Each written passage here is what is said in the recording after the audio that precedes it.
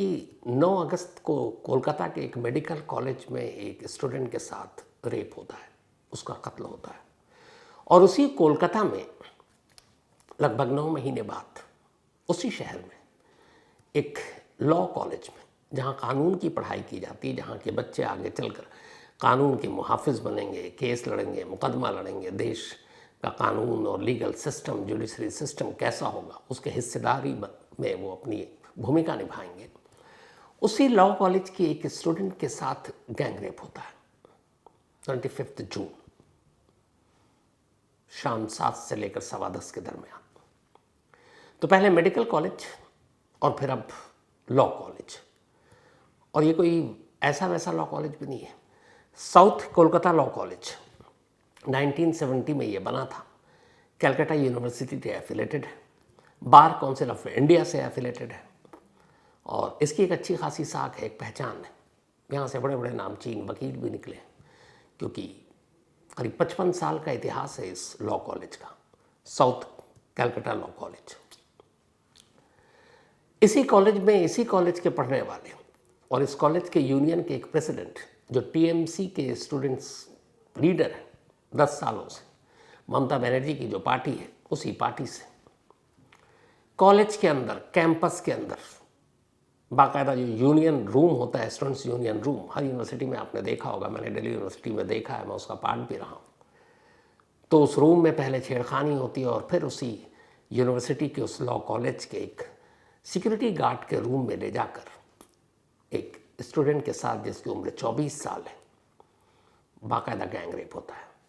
ये पूरी कहानी सुनाऊं उससे पहले आपको ज़रूरी एक चीज़ क्लियर कर दूं कि जब इस लड़की ने 25 जून को ये इंसिडेंट हुआ, घबरा गई, उसने कंप्लेंट नहीं की, लेकिन फिर अगले दिन इसने तय किया कि नहीं, गुनहगारों को सज़ा मिलनी चाहिए, जो भी उसके गुनहगार हैं उनको कानून सज़ा दे, क्योंकि ये खुद एक लॉ की स्टूडेंट थी, कानून की पढ़ाई कर रही थी, तो खुद कानून से पीछे कैसे रह सकती थी। और इसीलिए उसके बाद इसने कंप्लेंट किया, ये जानकर भी कि उसे धमकी मिली है, उसे, उसके बॉयफ्रेंड को, उसके पेरेंट्स को मार डालेंगे। और रेपिस्ट कोई और नहीं है, बल्कि एक पावरफुल स्टेट में जो अभी सरकार चला रही है, उसी पार्टी से जुड़ा हुआ उसकी स्टूडेंट्स यूनियन का एक नेता है। फिर धमकी ये भी है कि अगर तुमने कंप्लेंट की तो तुम्हारे इस रेप के दौरान 2 अलग अलग वीडियो बना लिया, उस वीडियो को इंटरनेट पर वायरल कर देंगे। लेकिन लड़की डरी नहीं, बेशक कुछ घंटे लिए सोचने के, लेकिन पुलिस में रिपोर्ट लिखाई। हालांकि उसकी रिपोर्ट में एक चीज़ है, और उसी से फिर मैं इस कहानी को आगे बढ़ाता हूँ। इस लड़की के बयान के हिसाब से, जो पूरी बयान है पहले वो मैं आपको, जो लॉ कॉलेज की स्टूडेंट है,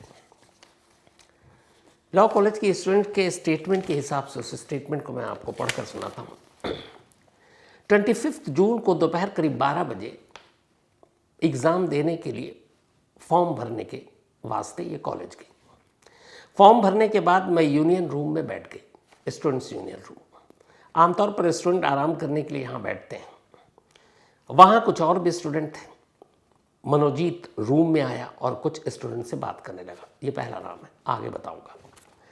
वो कॉलेज में टीएमसी छात्र परिषद का अध्यक्ष, इसलिए सब उसकी बात सुनते हैं। वो स्टूडेंट को परिषद में पोजीशन भी दिलाता है। उसने मुझे भी महिला सेक्रेटरी का पद दिलवाया था। करीब 4 बजे सभी स्टूडेंट कमरे से निकलने लगे। मैं भी जाने के लिए निकली। मैं मेन गेट की तरफ जा रही थी कि तभी मुझे मेरी जनरल सेक्रेटरी मिल गई। हम यूनियन रूम से बाहर बैठकर बातें करने लगे। मनोजीत फिर वहाँ आ गया और हमें यूनियन रूम में बुलाया। वो कह रहा था कि उसे परिषद के काम के बारे में बात करनी है, स्टूडेंट्स यूनियन के बारे में। इस बीच प्रमित आया और मुझे बाहर बुलाकर ले गया। वो मुझसे मनोजीत और यूनियन के लिए वफादारी साबित करने के लिए कहने लगा। मैंने कहा कि मैं परिषद के काम में पूरी भागीदारी दूंगी। इसके बाद मनोनीत ने मुझे बुलाकर पूछा कि क्या प्रमित ने सब समझा दिया। मुझे इनकी बातें समझ में नहीं आ रही थी। इसके बाद मनोजीत मुझसे कहने लगा कि वो मुझे पसंद करता है, हालांकि उसकी गर्लफ्रेंड भी है, लेकिन अब वो मुझसे शादी करना चाहता है। मैंने मनोजीत को बताया कि मेरा बॉयफ्रेंड है और मैं उसे किसी भी हाल में नहीं छोड़ना चाहती। मैंने मनोजीत को दूर रहने को कहा। इसके बाद हम यूनियन रूम में अंदर चले गए। तब करीब शाम के 7:30 बज चुके थे। मैं अपना सामान लेकर निकलने लगी, तभी मनोजीत ने मुझे रोक लिया। उसने इशारे से जैब और प्रमित को बाहर भेजा। और दोनों ने रूम बाहर से बंद कर दिया। मनोजीत मेरे साथ ज़बरदस्ती करने लगा। मुझे पैनिक अटैक आने लगा और सांस लेने में तकलीफ होने लगी। परमित और जैद दवा लेकर अंदर आए। फिर उन्होंने मुझे बाहर जाने दिया। मुझे लगा कि शायद मुझे छोड़ दिया गया। मैं डॉक्टर के पास जा रही थी, तभी जैद और परमित मुझे खींचते हुए गार्ड रूम में ले गए। मैं गिड़गिड़ा रही थी, लेकिन वो मुझे खींचते रहे। गार्ड भी उनसे मिला हुआ था। वो मेरा साथ देने की बजाय कमरे से बाहर चला गया। ये सिक्योरिटी गार्ड की कमरे का इंसिडेंट है। मैं मनोजीत के सामने गिड़गिड़ा रही थी। उसने मुझे धमकी दी कि अगर मैंने किसी को कुछ बताया तो मेरे बॉयफ्रेंड और माँ बाप को मार देगा। उसने रेप करते हुए मेरे वीडियो बनाए और मुझे ब्लैकमेल किया। ये सब हो रहा था तब प्रमित और जैद सब देख रहे थे। मैंने खुद को छुड़ाने की कोशिश की तो मनोजीत ने मुझे हॉकी स्टिक से पीटा। मैं रात करीब 10 बजे कमरे से निकल गई। बाहर निकलते ही मैंने पापा को कॉल करके बुलाया और पूरी बात बताई। मनोजीत की पावर देखकर मैं एफआईआर लिखवाने में डर रही थी, लेकिन अब मैं पीछे नहीं हटूंगी। ये स्टेटमेंट है उस स्टूडेंट का और ये कायदे से स्टेटमेंट एफआईआर का पार्ट है जो मैंने आपको बताया। अब यहाँ ये कहानी, इस कहानी में जो कुछ आपको सुना है उसमें एक चीज़ आई कि इस पूरे गैंग रेप में 3 कैरेक्टर हैं। पहला, जिसका नाम बाकायदा ये रेप विक्टिम ले रही, मनोजीत मिश्रा, मेन अक्यूज्ड। मनोजीत मिश्रा ये इसी लॉ कॉलेज का एक एक्स स्टूडेंट है और इसी कॉलेज के यूनियन का, स्टूडेंट यूनियन का वो प्रेसिडेंट भी रहा है। उम्र 31 साल है। ये स्टूडेंट पॉलिटिक्स में अच्छा खासा इसका नाम है, वहाँ दबदबा है और ये तृणमूल ने कांग्रेस छात्र परिषद की राजनीति वहीं से करता है। हालांकि लगभग इसको 10 साल हो गए और ये पास आउट हो गया, लेकिन पास आउट होने के बावजूद इस यूनिवर्सिटी में इसका भी दखल आता जाता है। और सबसे बड़ी बात यह है कि पास आउट होने के बाद मनोजीत मिश्रा जानते हैं क्या करता है? वो एक criminal lawyer, practising criminal lawyer है। क्राइम के केसेस को अदालत में लेकर जाता है, क्योंकि लॉ यूनिवर्सिटी से पढ़ाई की तो वकील बनना था, तो एक प्रैक्टिसिंग क्रिमिनल लॉयर है। दूसरा जो नाम आया है वो है जैब अहमद। ये को अक्यूज्ड है। जैब अहमद इसी कॉलेज में फर्स्ट ईयर का स्टूडेंट है। 19 साल सिर्फ उम्र है, लेकिन मनोजीत मिश्रा के साथ इसका उठना बैठना है। इस रेप विक्टिम को जो कमरे के अंदर ले जाना, बंद करना, उनमें एक जैब अहमद का रोल है। कोलकाता का ही रहने वाला है और इसी यूनियन पॉलिटिक्स के दौरान इसकी मुलाकात हुई थी मनोजीत मिश्रा से। तीसरा को अक्यूज्ड है प्रमित मुखर्जी उर्फ प्रमित मुखोपाध्याय। ये भी इसी लॉ कॉलेज में सेकेंड ईयर के स्टूडेंट है और 20 साल की उम्र है। कॉलेज पॉलिटिक्स यूनियन में इसका भी दखल है और ये भी मनोजीत मिश्रा का इसी यूनियन पॉलिटिक्स की वजह से पुराना साथी रहा है। इस लड़की की कंप्लेंट के बाद इन तीनों को कोलकाता पुलिस ने उठाया और फिर इन्हें कोर्ट में पेश किया। 4 दिन की पुलिस रिमांड में इन्हें नेक्स्ट ट्यूसडे तक कस्टडी में भेजा गया। अब आगे और बढ़ूं उससे पहले एक सुप्रीम कोर्ट का एक जजमेंट है और ये आप सभी को भी जानना चाहिए। इस एफआईआर में ये लड़की, उसने बड़ी ईमानदारी से कंप्लेंट लिखाई। उसने कहा कि जब मैं 25 जून की दोपहर कॉलेज गई, मुझे फॉर्म भरना था और उसके बाद अचानक स्टूडेंट्स यूनियन के रूम में भी गई, क्योंकि स्टूडेंट पॉलिटिक्स से ये भी जुड़ी हुई थी। और फिर वहाँ उसे मेन अक्यूज ने बुलाया और उससे ये कहा कि वो उसे पसंद करता है, उससे प्यार करता है, जबकि ऑलरेडी उसकी एक गर्लफ्रेंड है। पर उसने कहा मैं तुमसे शादी करूँ। लेकिन ये इस लड़की का अपना एक बॉयफ्रेंड है और जाहिर सी बात है वो उससे शादी करना चाहती है। उसने इनकार किया, जिसके बाद इसे पहले यूनियन रूम में ज़बरदस्ती करने की कोशिश की गई और फिर उस गार्ड रूम में ले जाया गया और गार्ड रूम का दरवाज़ा बंद कर दिया गया। गार्ड ने देखा, गार्ड जानता था और गार्ड भी गुनहगार है, लेकिन गार्ड ने कुछ नहीं कहा, वो वहाँ से चला गया। आज सैटरडे को इस गार्ड को भी अरेस्ट कर लिया गया। तो कुल 4 अरेस्टिंग हो चुकी इस केस में। इस लड़की का ये भी कहना है कि जब उसके साथ ये गैंगरेप हुआ तो फिर यूनिवर्सिटी के गेट को भी लॉक कर दिया गया था ताकि कोई अंदर ना आए और उसकी चीख ना सुने, और फिर रात 10 बजे के बाद वो गेट खुला। तो एफआईआर के हिसाब से मनोजीत मिश्रा ने इसके साथ रेप किया, लेकिन जैब अहमद और प्रमित मुखर्जी ये दोनों लगातार उसके साथ थे।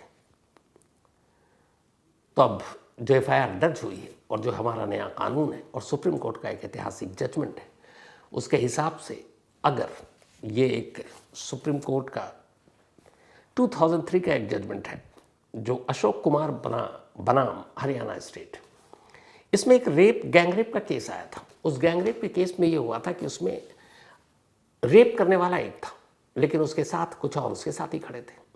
तो अदालत में बहस हुई कि भाई मेन अक्यूज तो एक है, तो बाकी को छोड़ दिया जाए। तब सुप्रीम कोर्ट ने एक ऐतिहासिक फैसला दिया था।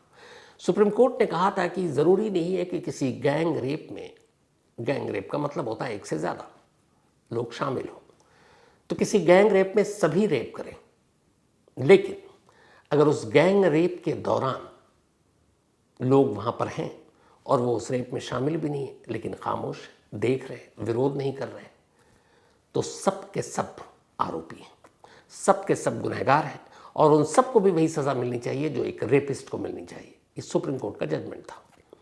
यानी अगर कहीं पे कोई रेप हो रहा हो, गैंग रेप, और करने वाला एक दो हो, लेकिन उसके 2-3 साथी खड़े हुए हैं और वो खामोश है, बल्कि वो मदद कर रहे हैं, विरोध भी नहीं कर रहे हैं, तो फिर वो भी गुनहगार है।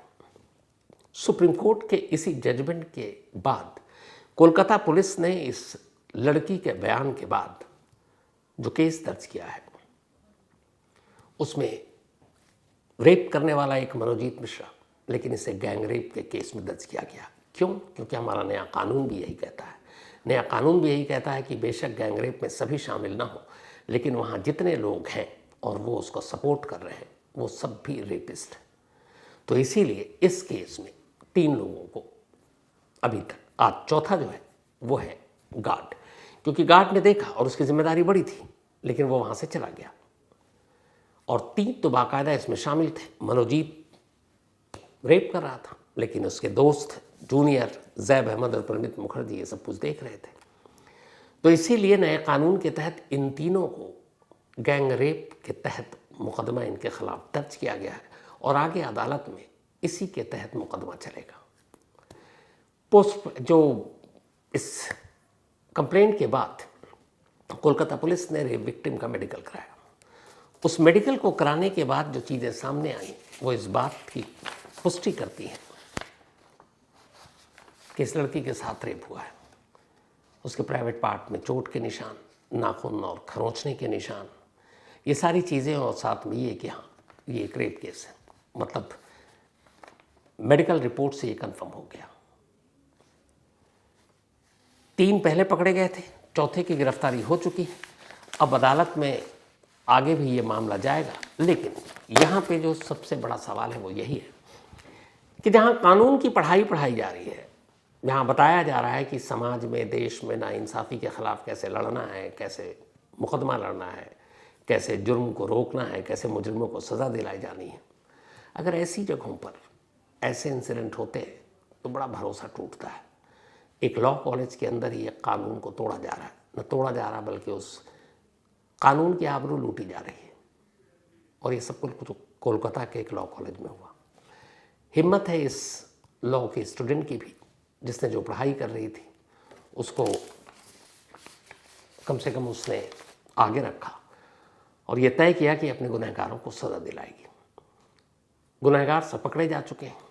देखना ये है कि ये फास्ट ट्रैक कोर्ट में होगा और फिर आगे क्या होगा और कितने दिनों में सज़ा मिलती है, क्योंकि इससे पहले कि हम सब केस में देख चुके हैं और ये तो लॉ यूनिवर्सिटी का मामला है। तो यहाँ से अदालत और कानून की लड़ाई कैसे लड़ी जाएगी और कहाँ तक आगे जाएगी, आने वाले वक्त में देखेंगे।